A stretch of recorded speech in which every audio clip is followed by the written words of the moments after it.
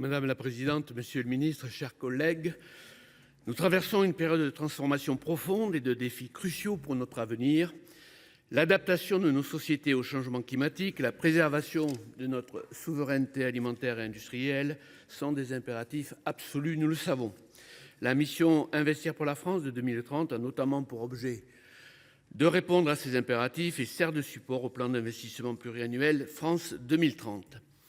Pour atteindre nos objectifs climatiques, une réorientation massive de nos flux financiers est indispensable. Le rapport du Comité de surveillance des investissements d'avenir indique que le plan France 2030, s'il est pleinement mis en œuvre, pourrait générer entre 40 et 80 milliards d'euros de PIB supplémentaires et créer entre 300 000 et 600 000 emplois d'ici à 2030. Sans une intervention publique forte, cette transition ne pourra aboutir. Selon une analyse de France Stratégie sur les 600 milliards d'euros nécessaires pour tenir nos engagements climatiques entre 2024 et 2030, seuls 34% seraient rentables pour les ménages et les entreprises. Cela signifie que l'État doit être donc le catalyseur de cette transformation. Ces investissements publics ne sont pas des dépenses courantes, mais des engagements stratégiques visant à répondre à des défis complexes tout en générant des retombées positives pour notre pays. Cela doit donc passer par des subventions, des incitations fiscales, des régulations adaptées et une politique industrielle ambitieuse. Ainsi, la mission France 2030 a pour volonté d'incarner cette ambition.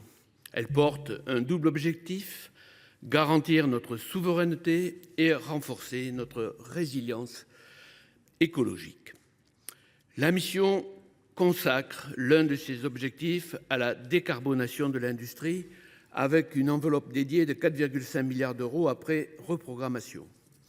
Lors de cette reprogrammation, qui a été évoquée par mes prédécesseurs, le montant de l'enveloppe dédiée à la décarbonation de l'industrie a été réduit de plus de 1 milliard d'euros.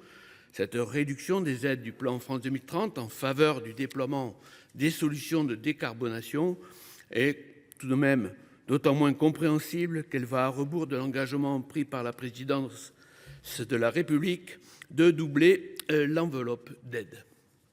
Le rythme actuel de décarbonation du secteur industriel ne suffira pas à respecter la trajectoire fixée dans la stratégie nationale bas carbone révisée.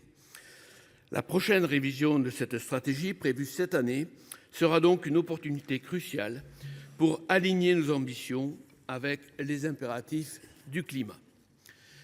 Parallèlement, nous devons prendre conscience des défis structurels auxquels sont confrontées nos finances publiques.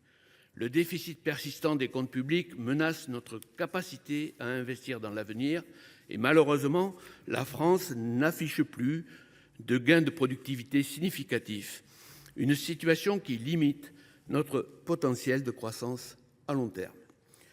Malgré la forte baisse des impôts de production, qui était soi-disant un frein, les résultats restent en deçà des attentes. Pour l'ensemble du secteur manufacturier, l'indice de production industrielle affiche un repli de 4% en septembre 2024 par rapport à 2017. La production manufacturière a stagné au cours du troisième trimestre 2024. L'investissement a également accéléré son recul en baisse de 1,4%, toujours sur ce troisième trimestre de 2024. Nous ne pouvons pas ignorer les dynamiques géopolitiques non plus. La concurrence avec les États-Unis, qui bénéficient d'un cadre fiscal et réglementaire plus attractif, est un défi de taille. Par exemple, la rentabilité des investissements est presque 2 fois plus élevée aux États-Unis qu'en Europe. Ce différentiel limite notre capacité à attirer des capitaux étrangers et à financer les innovations nécessaires. Si une coordination européenne est essentielle, la France ne peut se contenter de jouer la carte collective.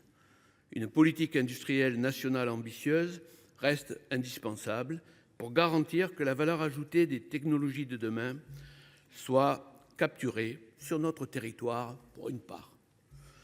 Pour ce faire, la coexistence des deux missions, plan de relance et investir pour la France de 2030, n'a semble-t-il plus de pertinence. Fusionner les deux missions pour gagner en lisibilité et peut-être pour mieux définir les priorités me semblerait utile. Le groupe socialiste, écologique et républicain s'abstiendra pour le vote des deux missions.